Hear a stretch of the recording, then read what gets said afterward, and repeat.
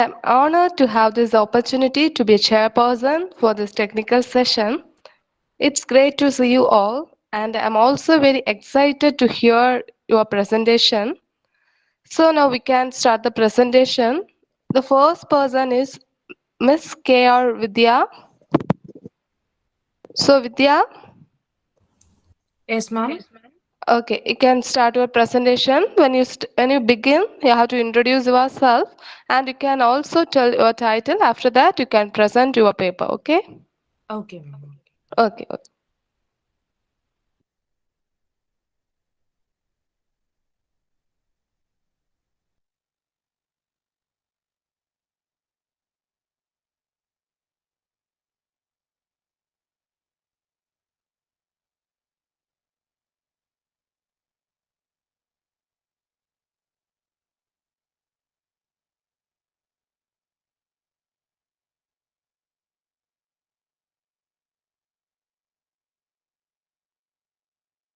Am I audible to you, ma'am?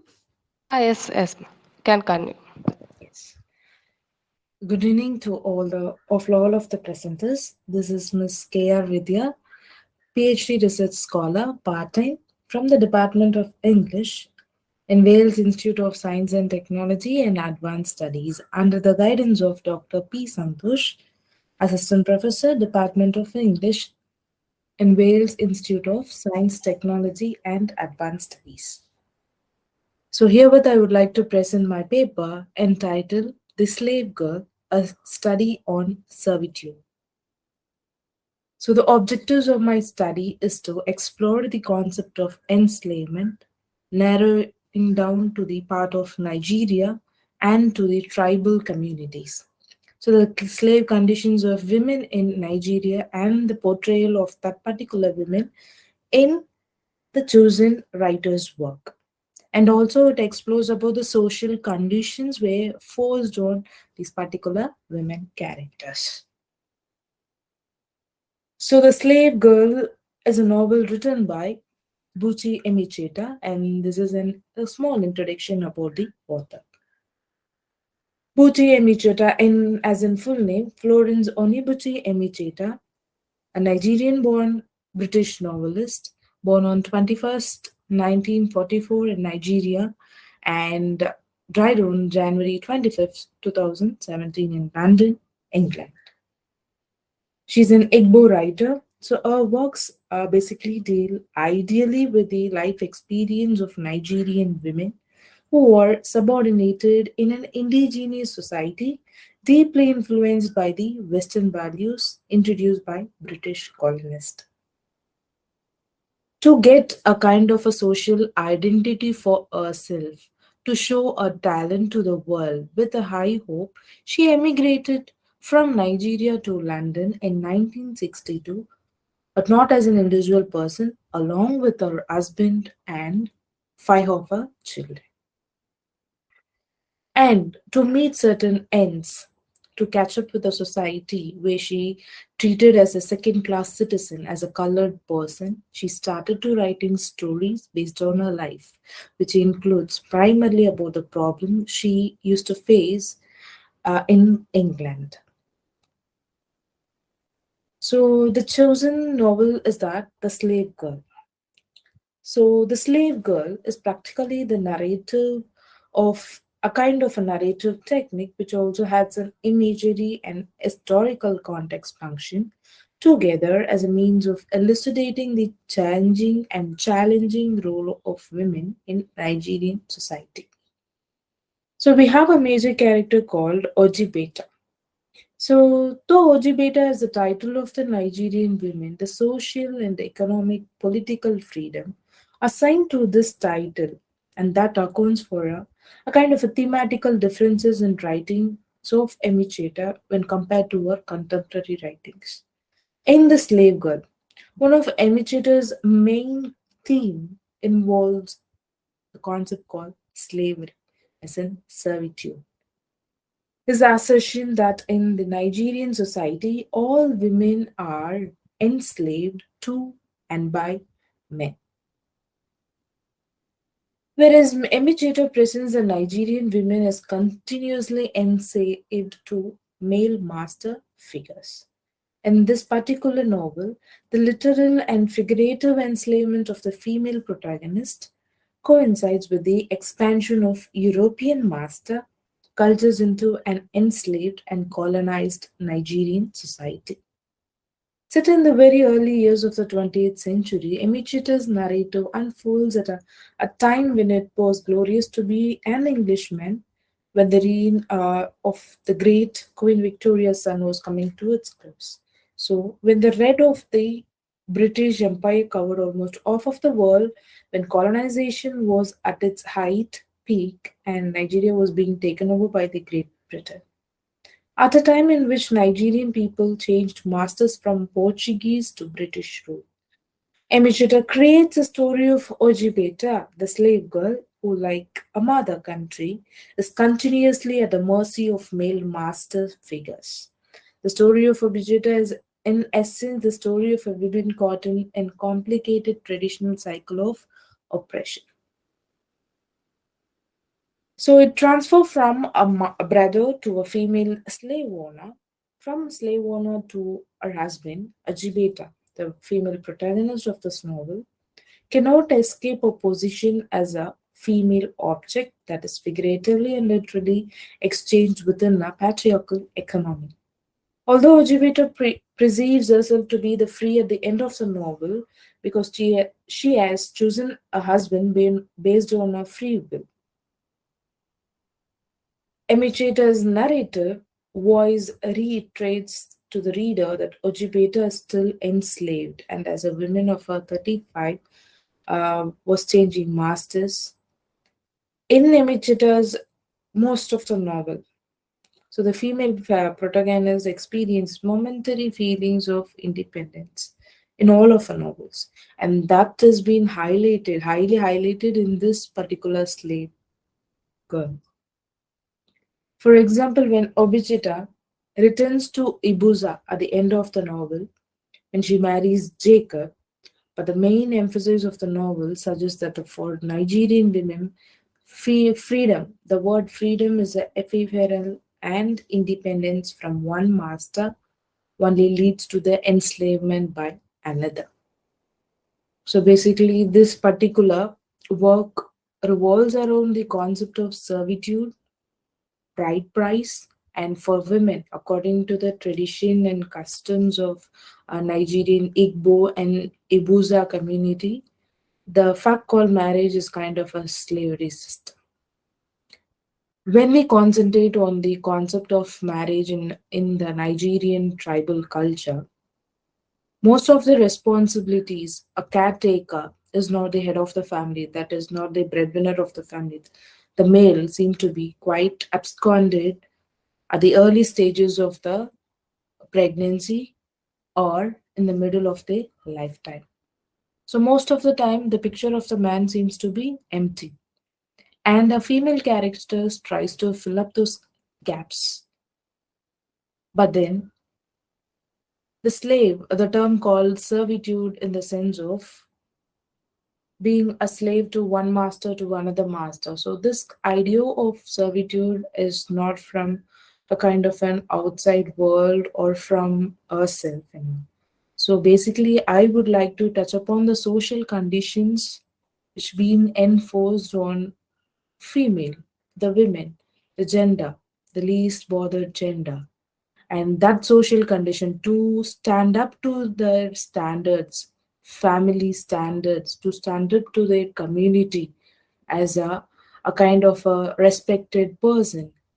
Women are forced to think as a responsible person as well as a person who is ready to offer the care, even if it is not required at that point of time. So this is a way earlier text which talks about slave system in Nigeria. The horror fact, the true fact here is that the women, Ojibeta, the protagonist, is being sold out to another slave system by her own brother.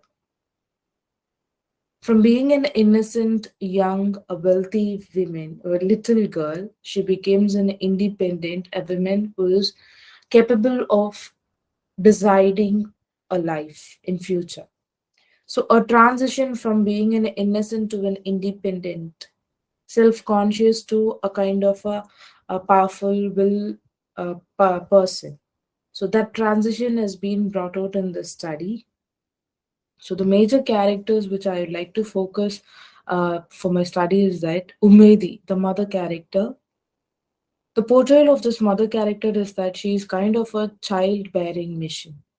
The father character never bothered to follow up a pregnancy, a number of pregnancies and all. She's just the person who can deliver a kid.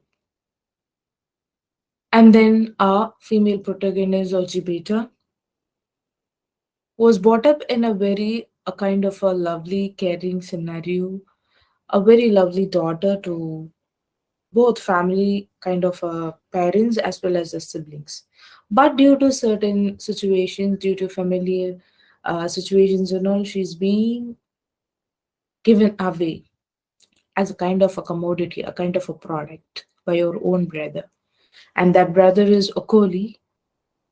And then comes a character called Ma Pelagada, a wealthy woman, the slave owner, who somewhat lends a hand to console our distressed Ojibeta in a future days. And then comes a savior called Jacob, Ojibeta's husband. So these are the few characters a writer would like to focus when she talks about the culture of servitude in the novel The Slave Girl. So that's all for the presentation. Thank you all for listening. Okay, thank you, Vidya. Good presentation. Uh, you have present about slavery in Nigeria in 90s, which is mentioned in the novel The Slave Girl. But my question is, does the woman, can you hear me, Vidya?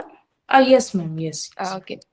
Does the woman in Nigeria is experiencing the same abusiveness and domestic slavery or slavery by the owner, so-called male master figure, or any high authority? Today, Even today, today. thus they are experiencing or not? Yes, they are experiencing now. So even today, kind of Yeah, women are quite kind of a victim to this domestic enslavement. Actually, it's not up to Nigeria alone, but when yeah. we compared all the literature, all the field, it is happening, and there are certain people who are ready to open up about it, but there are certain category people who will fight among their inner self. That's it is still within Yes. me actually. Yes. Is there any way of escapism from all these issues Actually, our for a woman? writer, Yes, yes, I'm yes. not. Actually, our writer, like Buji Amy Chera, she's also a victim of this domestic violence, and she tried to focus on a different way, that is writing about her life to enlighten the future generation. Like there are certain ways that you can cope up later on if you're able to fight up against your violence, your kind of a treatment, you can otherwise focus on different things. And in this future generation, in this generation, women are not like, no, I want to be in this domestic kind of a violence life. I have choices. I do have choices, and I have the liberty to select all those choices. Yeah, Okay. we can deviate our Ah, thoughts. yes, yes, yes. Then coming to the social condition of Nigerian Yeah. women, whether only slave system threaten them or any other thing is there prevailing? Yes, the concept called bride price. If you Yes. go against the concept called bride price, it is actually considered as a curse for that particular woman. It follows you till your death bed. So it is still there, Uh, the concept called bride price. okay, okay, ma'am.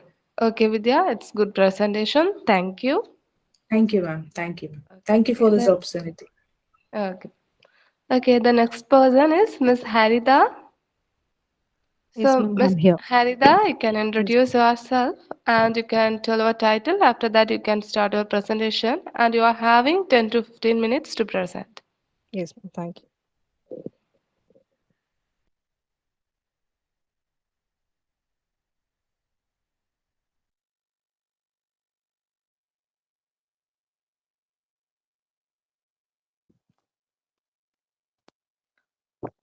Good afternoon and good evening, everyone.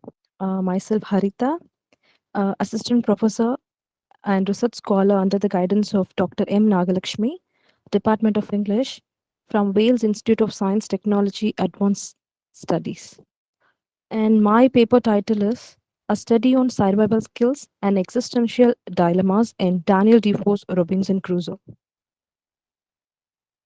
In this paper, the themes which I mentioned as existentialism, religion, struggle, individuality, adventure, and self identity. Existentialism, the most famous theme used by the writers of literature. The term existentialism refers to a philosophical movement that emerged in the late 19th and early 20th centuries and focused on issues related to the human condition. Existentialism centrally covers the quest for meaning in a human being's life.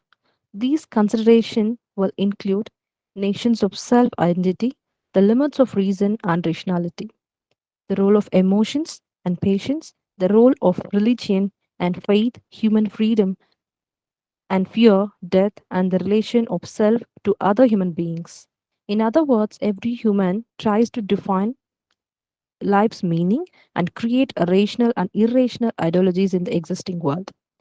It also questions faith and religion and livingness and states the human being are chained by social norms and terms about their likes and dislikes too. But existentialism breaks everything and it states that every individual is entirely free in this world and they can choose anything and everything they want in life. Existentialism mainly breaks down the core idea of social and religious norms. Human being can here Daniel Defoe. Daniel Defoe's Robinson Crusoe is the best example of an existential novel. The characterization and narration in Robinson Crusoe made the text into a powerful survival novel. The character Crusoe, the Robinson Crusoe character Robinson Crusoe, always tries to realize his existence and struggles to gain freedom. Crusoe's adventure, The Beginning on the Sea, elaborates more on the British, capitalist, individualist, and colonized identities. The underlying theme of the survival rests on the moral, ethical, and religious framework that Crusoe struggles to preserve with the help of the Bible. With the help of the Bible. Miraculously, he retired from the ship's wreckage. All his fellow members were lost except the captain dog. His understanding of existence in the world comes from the basic knowledge of physical geography and geometric calculation. Crusoe's reaction to loneliness is short lived, for he realizes that he is a strange land and probably surrounded by the wild beasts and savages. In Daniel Defoe's Robinson Crusoe, Crusoe is challenged to survive on his own remote island. Crusoe is pushed to the limit which he needs to live without society or laws to help him. He is given only nature and religions to help him. Robinson Crusoe is forced to leave his cold family and battle the new and unexpected world. Here, this paper Here, this paper studies the theme of existentialism and survival techniques that followed on the isolated island to survival in Daniel Defoe's Robinson Crusoe. Existentialism literature deals extensively with alienation because existentialist believes that humans are fundamentally alone. They are all alone. For this reason, Robinson Crusoe can undoubtedly categorized as a novel with the theme of existentialism. Aspects of existentialism, as its death, lack of food, individuality, dreams, and religion, can be found throughout the narrative characters. Crusoe is a clear craftsman, shaping his surroundings to maintain a semblance of European life on the island. Crusoe facilitates his stockade and builds a second shelter in island for his hunting expedition, organizes plans, and keep a diary. Here, the Bible brings a hope for Crusoe to survive in that island because he is all alone. At the end of this novel, Crusoe becomes a wealthy man and he spends the later years in Brazil. He yielded a regular income and finally he knows the meaning of life throughout the struggle of survival.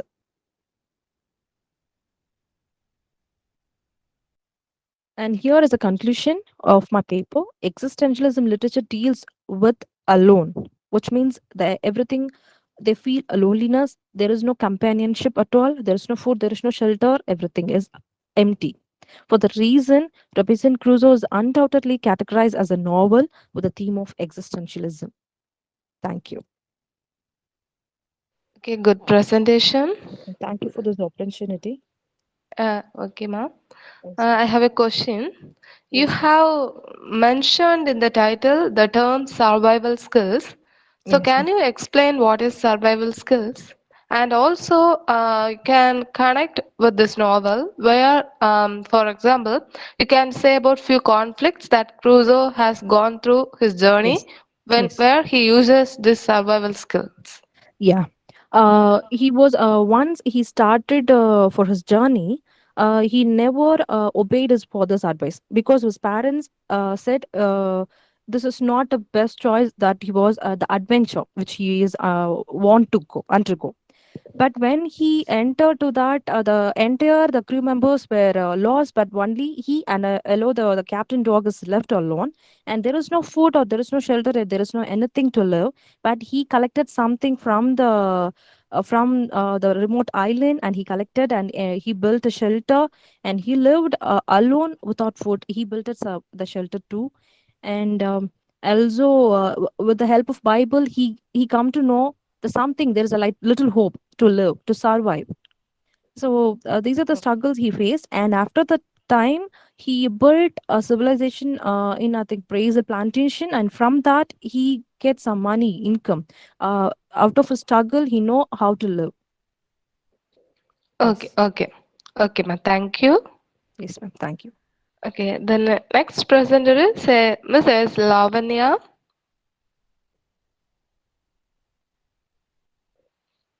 Okay,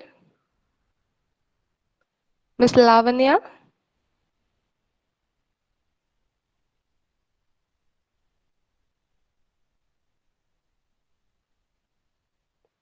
So we can pass to the next person.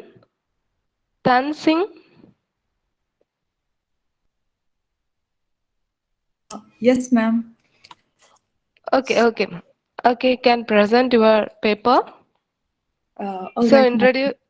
introduce yourself and your title, and you are having 10 to 15 minutes to present your paper. Thank you, ma'am. Okay, okay. I hope I'm audible. Yes, you are audible.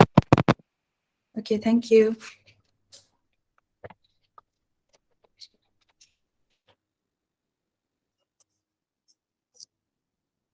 I wouldn't be sharing, but I'll be reading out my presentation. Yes, okay. My name is Tan Singla Mungkung. I'm a PhD scholar under the guidance of Dr. Somjyoti Mrita from the Department of English, Northeastern Hill University, Shillong, Meghalaya. Uh, First of all, good evening to everyone, respected chairperson, teachers, and fellow scholars. The title of my paper presentation is Oral Narratives in an Ever-Evolving, Globalized World, a Critical Study of Memoir in Water Speaks the Waumkra. I want to start off with a quote by Tilotoma Mishra. I quote, "The concept of the written word, especially in its printed form, being equated to modernity and progress, and the oral being associated with primitive, traditional, magical world is a Western one." So for my paper, borrowing Spivak's notion of epistemic violence, I will be theorizing the complexities of reading oral narratives in the past and at the present day among the various tribes of Northeast India. But for this paper, I will be particularly focusing on the Khasi tribe. So in her famous essay, Can the Subaltern Speak?, Spivak particularly characterizes the subaltern, which in simple terms is a person of marginalized status who has no voice. So, silencing the subaltern class as doing epistemic violence meant destroying their systems of knowledge, beliefs, traditions, and language under colonialist rule, and thereby imprisoning them in their oppression. In the similar way, communities with chirographic deficiencies, that is, communities without written script of their own, suffered a major setback during colonial period. Uh, Let us briefly delve into tribal history in Northeast India. As I've mentioned earlier, particularly the Khasi tribe here in this context during colonial period, and how indigenous tribal population without written script of their own existed, and how introduction of script transformed the situation of oral tradition. So Thomas Jones, the Welsh Presbyterian missionary, introduced the Roman script in 1842 to form the essentials of the Khasi written word. As Kenpam Singh Nonkinri, an international Khasi poet, has remarked in the introduction to his book Around the Hearth, Khasi Legends, he, uh, he has written, I quote from the introduction, "The alphabet is nothing to judge the Khasi people by. Enlightenment did not come to them with schools and colleges. The Khasis, before the white man came, were not a band of barbarians roving the hills for heads and scalps.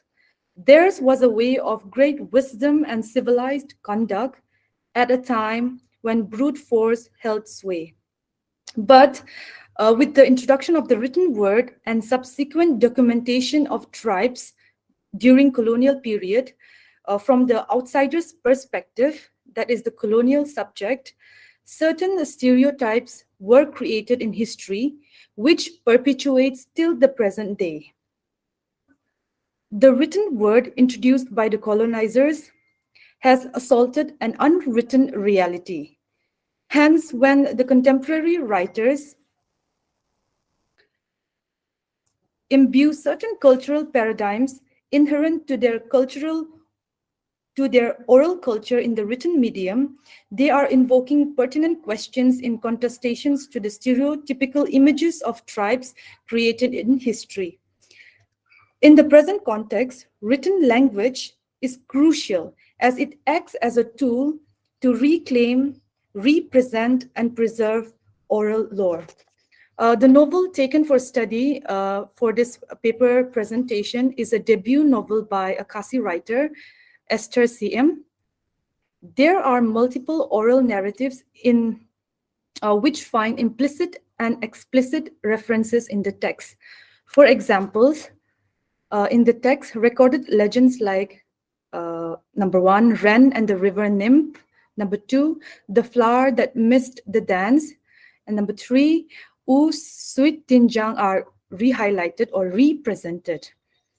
This novel, to mention it briefly for better clarity for those who haven't read it, it is an assortment of stories narrated from the point of view of an aging river, the river Umkra. Umkra River in the present day flows through the heart of Shillong city in Meghalaya, India. In this text, stories crisscrossed one another. The readers are presented with one, Kraubok and Shanbor's friendship story, and number two, hardworking men and their daily lives. Mention can be made of Ubim, Bajrong, and Bamon. And then number three, village girls thriving in Shillong city. Special mention can be made of Bem and Lily's story. Then the story of Kerman Skem, his conflicting relationship with his mother, and also his relationship with a water fairy or Puri. Then, towards the end, we have the story of Du Simper narrating about her own son, Nang. So, in this novel, the Umkra River stands witness to all the stories being narrated like an eternal being. Moving on, the spirit world of the Khasis, as described in the Lost Manuscript, consisted of a three-tier system. The first one being God Ublay, and the second one of lesser gods Kiblay, and the third one being lesser spirits of two kinds. One, godly spirits, which include fair-skinned Puriblay, and evil fairies or dark-skinned Puri or demons. So the legend which is used in the novel, Uk Sud Tinjang, falls under the last category. The legend is probably mentioned in the text to warn people of the impending danger. And then the story of Kirman Skem and his Puri wife in the novel locates the impossible or impermeable nature of land and water in the present day. So, how are the oral stories represented or re-highlighted in the text? The findings are the essence of the oral stories embedded in the text are kept in both the renditions. However, the time and situation is twisted and altered to suit the overall theme of the novels, respectively. The nymphs can be read as metaphors of indigenous tribal identity that are slowly drifting apart under the constant march of modernity. These oral stories are embedded in the text not only to revive their history, but also acknowledge the importance of their folk tales, which were of great reverence in the past, but have lost significance with the advent of print culture among the indigenous tribal populations of Northeast India. One common feature seen in the novel is the usage of local or ethnic registers. I quote from the words of V.O. Poe. Often translation failed to retain the poetic style of narration, thus losing the rich flavor content in the original form. So using local terms adds to the traditional touch of the story.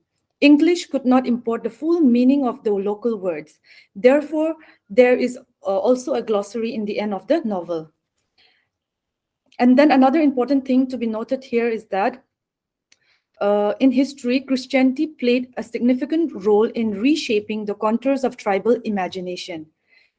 Since religion was used as a tool by the white colonizers in their attempt to civilize the natives, which is often equated to the white man's god or religion, despite the fact that Christianity has its roots in Middle East. The teachings of the Bible came to be the new worldview amongst the tribes, giving new layers of unprecedented interchanges in pre-colonial sensibilities. However, the intensity and sanctity of oral narratives after colonial intrusion differs from one tribe to another. For instance, majority of indigenous tribes in Arunachal Pradesh, Assam, Sikkim, and Tripura still continue with their traditional faiths, while majority of indigenous tribes in Manipur, Nagaland, Mizoram are Christian converts. So this confluence of ethnic identity and religious identity became detrimental for the pre-colonial oral narratives to thrive in the post-colonial epoch. This in turn creates nostalgia among the indigenous tribal writers who felt the need to document and perpetuate oral narratives through the written medium. Thus, to reiterate Temsula Au, by blending the elements of oral tradition with their creative imagination and synthesizing the past with the present, these writers are exploring an exciting and derivative literature which is both oral and written at the same time. CM represents the essence of Khasi indigenous worldview in the written medium. She also represents as a storyteller presenting the indigenous sensibilities in an age where indigenous tribal paradigms have become relics of the past. So to conclude, in this literature, in this text, to be particular, folklore does not remain merely folklore as relics of a distant past, but becomes the signifier of a new sensibility. Um, I conclude with that. Thank you. Okay, dancing. It is a good. Uh, I cannot hear you, ma'am.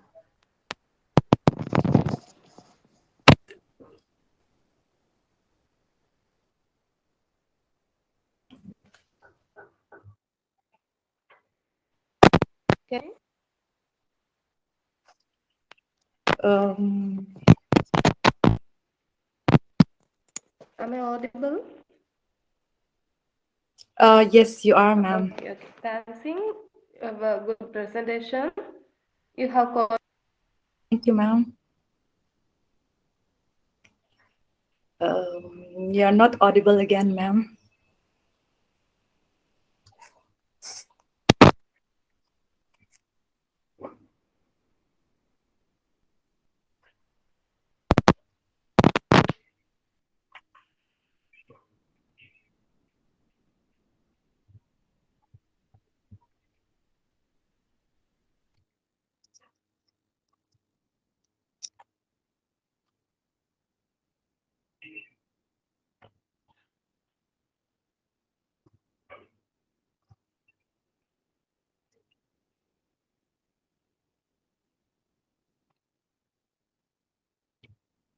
Is it only me or even the rest cannot hear, ma'am?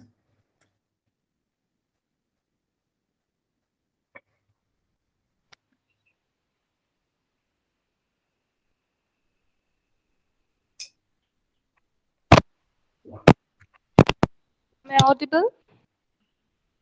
Yes, ma'am, you are audible now. Can you hear me? Okay, okay. Yes, yes, ma'am. Okay, I have a common question for you, Dancing. What's the difference between oral Okay, ma'am. narrative and written narrative? The common thing we all know that is oral is spoken and written is writing a thing. Is there any other difference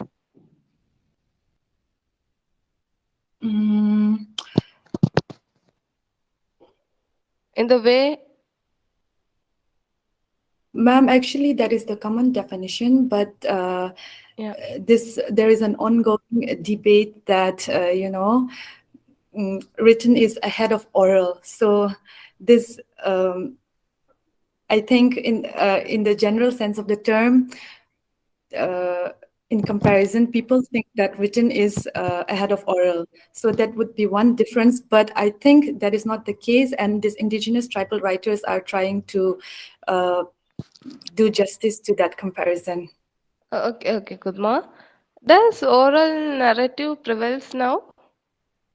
Yes, ma'am. That is the complexity that I have been trying to highlight. Even today, Okay. it is still existing. So this indigenous writers, they are trying to document uh, the existing narratives, even in fiction. That is the central theme of this paper, even in Uh, fiction. yes, yes. Okay, okay, ma. Good presentation. I am Ms. Bloving Satya, PhD Research Scholar, Department of Management Studies, NMCC Marthandam, and Dr. N. Arun Fred uh, is, an, is my guide and co-author. On behalf of him, I am going to present. My topic is Managing Cross-Cultural Teams Literature Review. So in this presentation, I am going to present some of the concepts related with cross-cultural teams and its management in the organization. And the factors need to be given more importance in a cross-cultural teams for getting better team performance. So I'm starting with my introduction. Due to globalization, the corporate world is becoming more and more interrelated.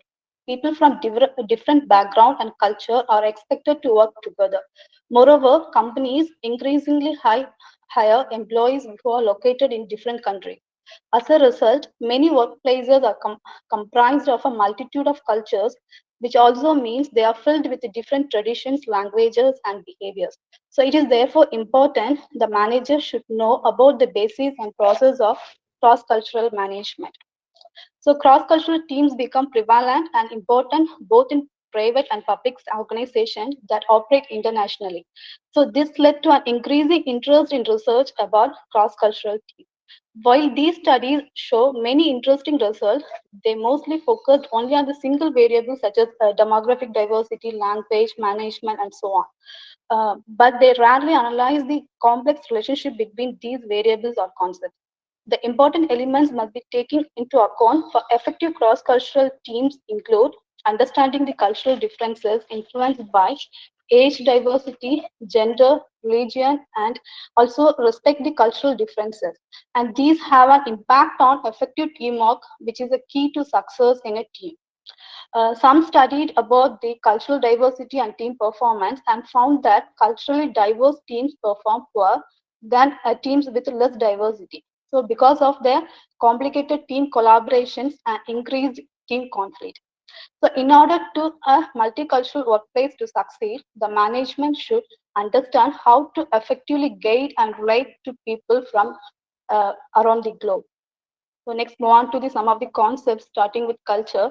So culture has a strong influence on people, as it indicates how we perceive, understand, and communicate ideas. Sometimes, in same situation, can be perceived by two individuals coming from different nationalities or cultures in a totally different way. For example, laughing in most countries is perceived as happiness, whereas in Japan, it's a sign of confusion, insecurity, and embarrassment. Similarly, in Asian countries, avoiding eye contact while talking with the elders is a sign of respecting the elders or respecting the higher officials. But in the same actions are indicators of deception or shame in North America and Europe. So, cross cultural management helps us to interact, understand, and deal with people who belong to other cultures. So, let's move on to the definition of culture. Culture is a complex whole which includes knowledge, belief, art, law, morals, customs, and other capabilities and habits acquired by man as a member of society. According to Grieg Kofte, it is a collective programming of the mind that distinguishes the members of one category of people from another. Hence, culture is a set of important understanding that members of the community share in common. Culture forms values and creates attitudes and influences behavior. So, culture has an impact on the behaviors of the employees. Next, move on to the cross culture. And in the business world, cross-cultural business environment, where participants from different countries or regions interact, bringing different values, viewpoints, and business practices are termed as cross-culture. So it is also defined as dealing with two or more different cultures or cultural areas. So it involves acknowledging the existence of many societies and classes, as well as the desire to build bridges between them. So next topic, move on to the next topic, cross-cultural teams. So cross-cultural team is a specific kind of team that comprises people from two or more diverse national or cultural origins. According to some of the researchers, they provide variety of names for the cross-cultural teams, that is multicultural teams, transnational teams, multinational teams, international teams, global teams, and also the virtual teams. So according to Gibson, the overall concept of cross-cultural teams can be divided into three theoretical categories. The first is international structure and technology, with a focus on organizational context, technology, political system, and economic system, such as the use of virtual teams, which has been enabled by internet technology. The second area is the structure and functioning of top management teams, which highlights the strategic planning of multinational teaming. The third area of study includes cognition, exchange, and conflict, deals with issues relating to the interpersonal and social aspects of cross-cultural teams, such as group efficacy, communication, and conflict. So generally, the more recent studies of cross-cultural teams focus on these three domains, especially the third one. Moreover, some researchers found some of the challenges faced by the cross-cultural teams. So these are managing cultural diversity, differences and conflicts, handling geographic distances, dispersion and despair, dealing with coordination and control issues, maintaining communication richness, developing and maintaining teamness. So therefore, it is important to manage and maintain culturally diverse teams. So next, move on to the factors that has to be managed are the factors which influences the team performance due to some cultural differences. Okay, so there are 5 factors I'm taking. The first one is problems solving process, communication methods, decision making process, team conflict, level of trusting each other. So first, problem solving technique. So different countries are having different types of Can you please approaches. conclude, Satya? Okay, ma'am. Okay, ma'am. Yeah, you just tell Okay, me ma'am. the Okay. conclusion, please. Yeah. Okay, ma'am. Okay, ma'am. Uh, so from the literature, I'm identified 5 factors which influence the cross-cultural teams. When the cultural differences are recognized, valued, and used to the organization's advantage, the greater synergies can result from managing teams. So the manager should maximize the ability of the multicultural team and utilize their skills effectively for the benefit of the team outcome. So the managers need sensitive group management skills and understand the cultural differences in advance and to recognize their impact upon the team performance. Thank you, ma'am. Thank you, Satya. It was really a wonderful presentation. You have taken a Thank you, common ma'am. theme and you have presented well. Thank you. Any questions from the audience side? Yes? Okay, Satya. Thank you so much. Thank you, ma'am. Thank you, ma'am. Thank you so much. Thank you. Shall I call the next person? Mrs. Suja, are you here? Suja, no. Suja from NMCC Marthandam? No. Okay, Pooja, are you ready to present? Yes, ma'am. I'm ready. Yeah, you can start it. Ma'am, sorry for interrupt. Yes. Ma'am, when is my Yes. number? My name is Dipali Soni. In schedule Yeah, also pardon? mentioned that 5 to 6. Yeah, 5 to 6 only. Yeah. Then when is? Actually, Pooja, she joined earlier. That's why I started with her. Yeah, okay. Okay, So so after your name that is is after Suja only. Sorry, not Suja. Satya, she joined earlier. After Suja, your name is in the second place. Okay, Suja, she has yeah. not joined it. That's why I'm asking you to present. Is that okay for you? Yeah, it's okay, Or ma'am. yeah. Okay. Okay, ma'am.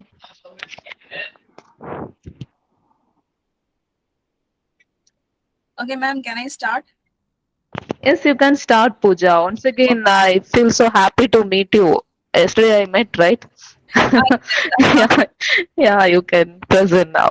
that's fine, fine. Okay, I have prepared a PPT. Can I share my screen? Yes, you can share, Pooja. Okay, okay, fine.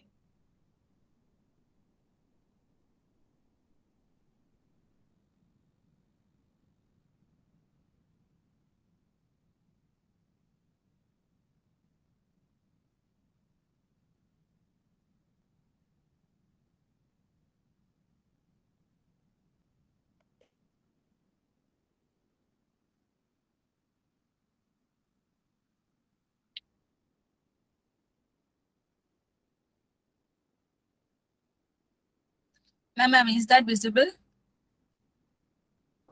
Yes, yes, it's visible. It's visible. Okay, this is my topic. Before that, um, a warm good evening to one and all, dearest admins and the other faculties who are organizing this international seminar of Holy Cross College and Cape Comorin Trust. Let me introduce you myself. I'm Pooja Tulasan.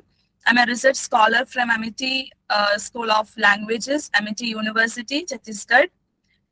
So today I'm here to present you the topic titled as Mapping the Socio-Cultural Status of Bhutanese Women in Kunzang Jordan's The Circle of Karma.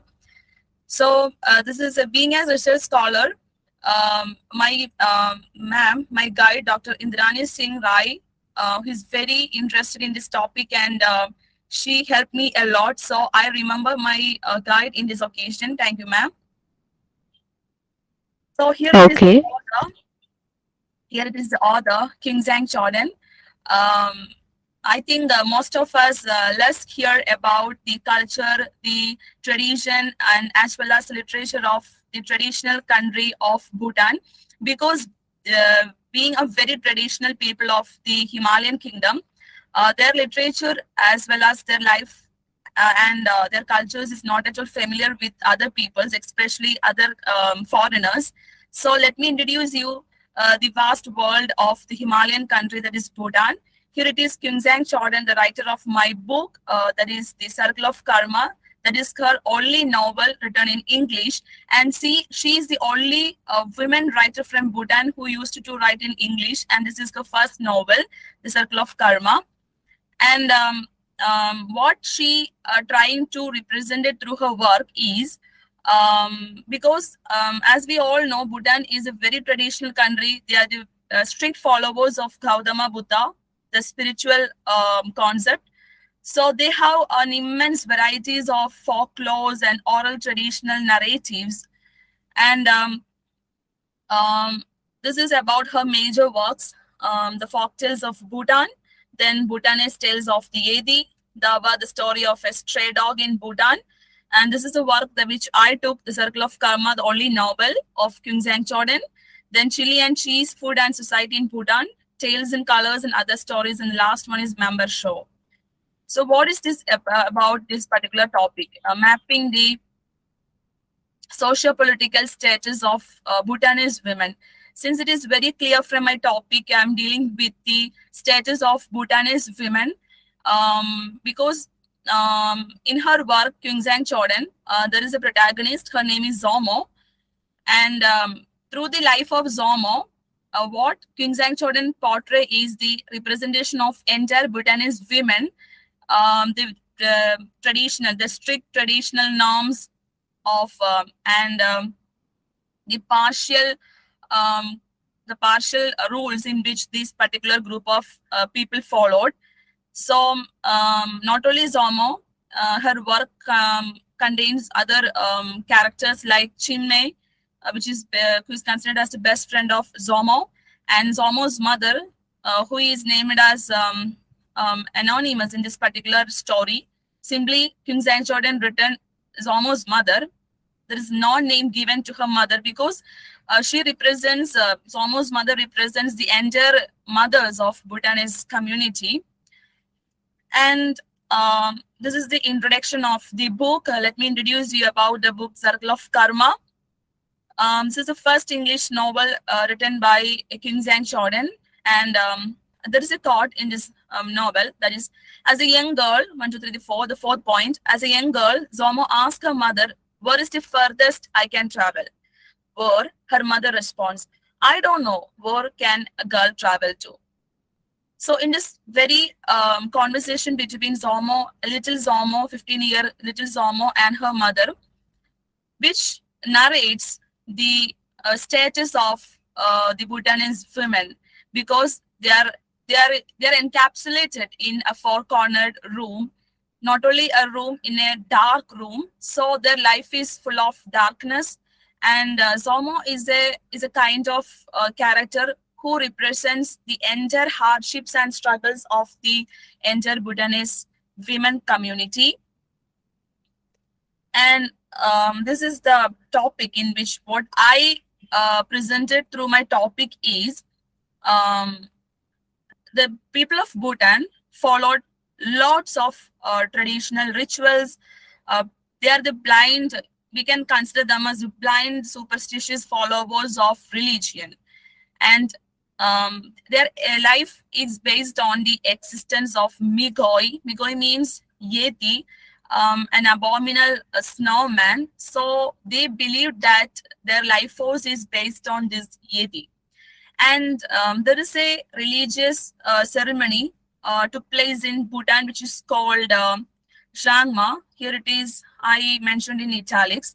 So what this Shangma means, it is a kind of religious ritual in which if an unmarried woman in a Bhutan community, if an unmarried woman is get pregnant, they conducted a ceremony called Jangma, in which she is sitting opposite to a particular man who seems to be her child father. If the supposed person declined that he's not the owner of that particular woman's child, then that's the truth. Then she can't able to go further with that particular man. So from this very incident, from this very ceremony, religious ceremony, it is very clear that the voiceless status of female. So here there is an example in which I quoted. This is a direct quotation from the textbook. The altar room is packed with people from the village, pushing and jostling for space. Chinna sits on a mat in one corner of the room, the last point, with a small raised table in front of her. She has a traditional white scarf, khoda, around her neck. Next to her, on another mat, is a figure of a father of her unborn child is unwilling to marry her. So through this religious concept, through these blind rituals, they are in a sense make the entire female community in a state of suppressed, and thereafter make them voiceless. Then the unpurified pregnancies disturb the birth gods and the locality god. If an unmarried woman get pregnant, she is not ready to conducted, or she's not ready to participate in this religious ceremony called Shangma. What happened? The happening is all the illness, all the bad things happens through this particular unmarried woman, which is I mentioned here is unpurified pregnancies disturb the birth gods and the locality gods until the woman had performed the ceremony. She was accountable for all severe weather conditions, illness, death among human and even cattle. And if the unpregnant woman is not ready to participate Shakman, this is the religious ceremony, she is responsible for all the natural calamities, all the illness, all the deaths of both human as well as animals happen in that particular region. So in a sense, she's considered as a culprit. And the another like a social devil in which the society based upon the female community is they are not permittable to enter into schools or other religious studies. The best example is Somo herself, because her father is a Gomshan. A Gomshan means a person who teaches religious Buddhist disciplines, and her brother, being the fact that a male, he can able to go to his father's altar and study religious disciplines and teachings. But Zomo, who is keenly interested in this concept of religiosity and Buddhist thoughts, but being a Gomshan father, preacher of Buddhist thoughts, her father is not allowed her to enter into the altar as well as thereafter to teach the Buddhist thoughts. So, which represents the partiality of women, which represents the lowest status of women in traditional society like Bhutan. And there is another character. So we had discussed about the case of Zomo and her friend Chimne, who is participated in that unpurified ceremony called Jangma. And third, I'm going to discuss about Annie Decho. She's considered as a witchcraft. So all the good things is vested upon the male community, and all the bad things like black magics, something related, that is vested upon to the female community. So they considered male as the good, male as the pure-blooded human beings, and female as the impure-blooded human beings, which itself shows the lowest status of the female community of Bhutan. So through the life story of Zoma, she had faced a lot of hardships. Once in the story, once in a while, she gets exiled from her home, and thereafter she had an affair with a man called Wang Shen. And after some years of their marital relationship, he cheated on her, and he had an extramarital relationship with Zomo's own blood sister, Keng Zhang. And after that, Zomo went to India in order to search for her livelihood, and thus she got a job in a road construction company. Through lots of molestation, harassments, and abuse, somehow she managed the situation, and thereafter she met with another Gomshan. And after that, their marital relationship was somehow in a good state. And the same thing happened to Zomo again. That means the second husband also cheated on her. And after that, she's been affected with a kind of illness called in which she believed that everything in her life, every hardship in her, every struggles in her life is happened only because of her karma. So I'm going to discuss about the significance of my title, the novel, The Circle of Karma. So every and each person's life, whether it is good or bad, whether it is boon or curse, whether they are happy or not unhappy, whether they are healthy or unhealthy, whatever happens in their life, it is because of their karma. So they believe that every life forces is based on this concept of karma. Here, Zomo, being a Bhutanese female, is also followed the path of karma, and she believed that her both husband cheated on her, and after that her family neglected her, and after that at the end of the story she joined in a religious community, and thereafter that she became a nun, and she followed the Buddhist community. And after, at the end of the story, her life is settled with peace through this religiosity. So Zomo finds out a comfort of peace in the concept of Buddhist religiosity at the end of the novel.